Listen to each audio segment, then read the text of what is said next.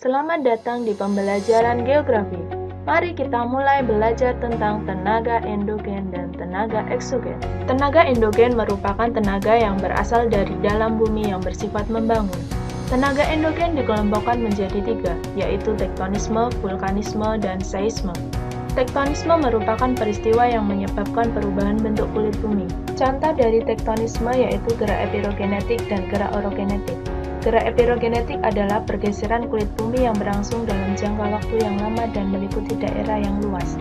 Epirogenetik terbagi menjadi 2, yaitu epirogenetik positif dan negatif.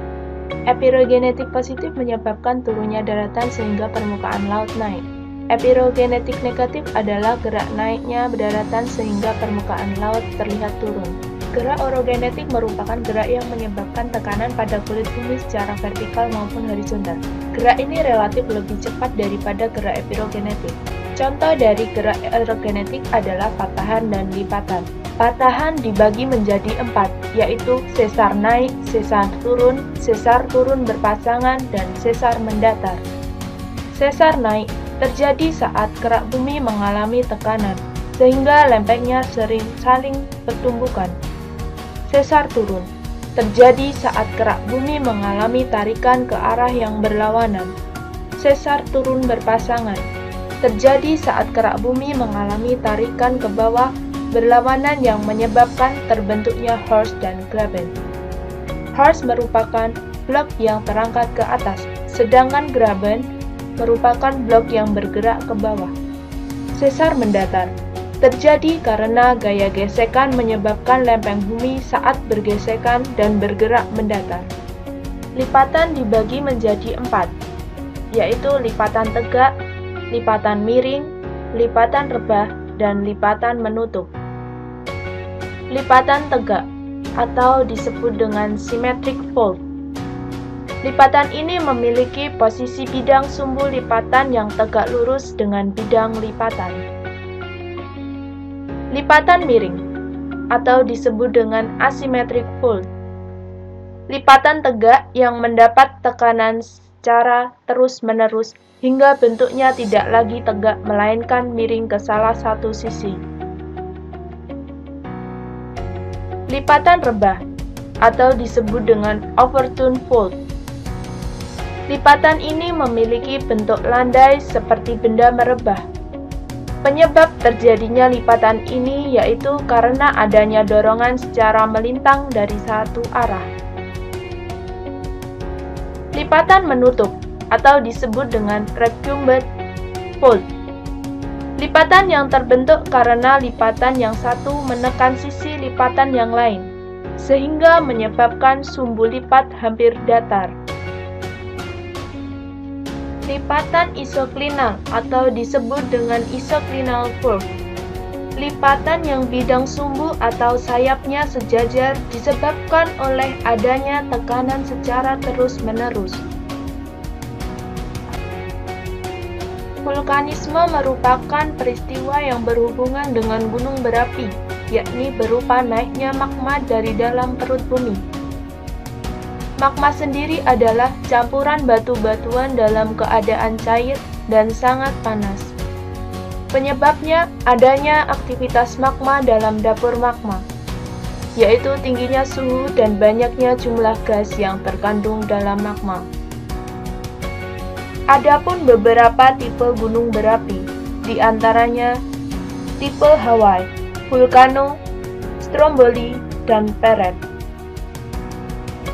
Tipe Hawaii.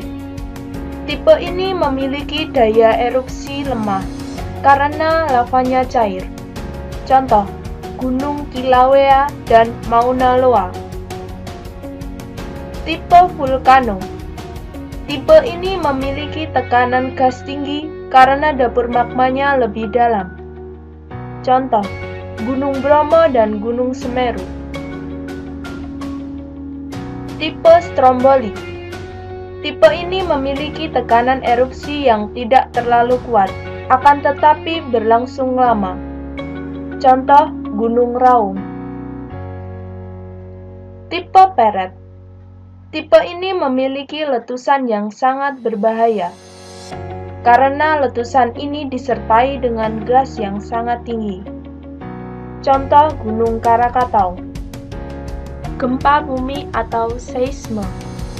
Gempa bumi adalah getaran permukaan bumi yang disebabkan oleh kekuatan-kekuatan dari dalam bumi dan merambat sampai ke permukaan bumi. Gempa disebabkan adanya pergerakan lempeng, yaitu lempeng benua dan lempeng samudra. Apabila terjadi gempa, maka di lautan akan menimbulkan tsunami. Tenaga eksogen adalah tenaga pembentuk muka bumi yang berasal dari luar, yakni berupa tenaga air, angin, sinar matahari, maupun tenaga dari makhluk hidup. Adanya tenaga eksogen memberikan dampak positif dan negatif. Dampak positif diantaranya terbentuknya habitat baru setelah terjadinya pelapukan batuan dan dataran menjadi luas setelah terjadi erosi. Sedangkan dampak negatif berupa berkurangnya kesuburan tanah, terjadinya banjir, dan tanah longsor. Adapun 3 jenis dari tenaga eksogen, yaitu pelapukan, pengikisan atau erosi, dan pengendapan atau sedimentasi.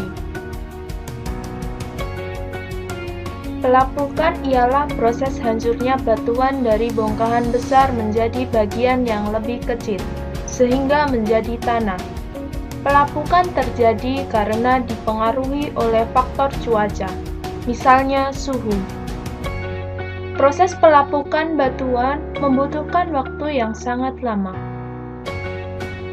Jenis-jenis pelapukan diantaranya yaitu pelapukan fisika, pelapukan kimia, dan pelapukan biologis. Pengikisan atau biasa disebut dengan erosi merupakan suatu proses pelepasan dan pemindahan massa batuan, termasuk tanah, secara alamiah dari suatu tempat ke tempat lain oleh zat pengangkut seperti air, udara, gletser, dan air laut di permukaan bumi.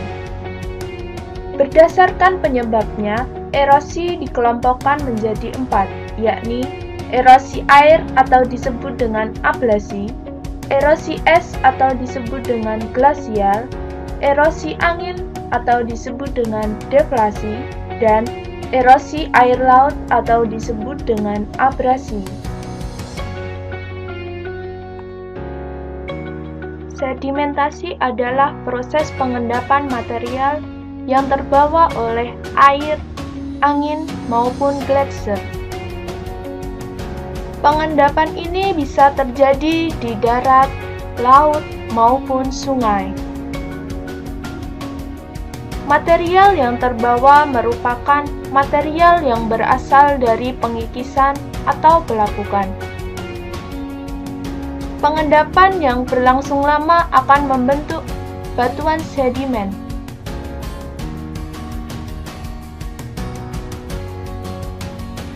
Sebagian besar batu di bumi adalah batuan sedimen. Sedimentasi yang dilakukan oleh air, angin, maupun gletser memiliki hasil yang berbeda, tergantung dari lokasi materi itu berada. Selain batuan sedimen, sedimentasi juga salah satu penyebab terbentuknya permukaan bumi. Permukaan bumi yang memiliki banyak bentuk akibat adanya pengendapan yang berlangsung lama. Hal ini menyebabkan setiap sedimentasi membentuk sesuatu yang unik dan mempercantik untuk permukaan bumi. Sedimentasi sendiri dibagi menjadi 2, yaitu berdasarkan tenaga pengangkutnya, yaitu air, angin, dan gletser, serta berdasarkan tempat terjadinya sedimentasi itu sendiri, yaitu sedimentasi fluvial, marin, glasial, dan terestis.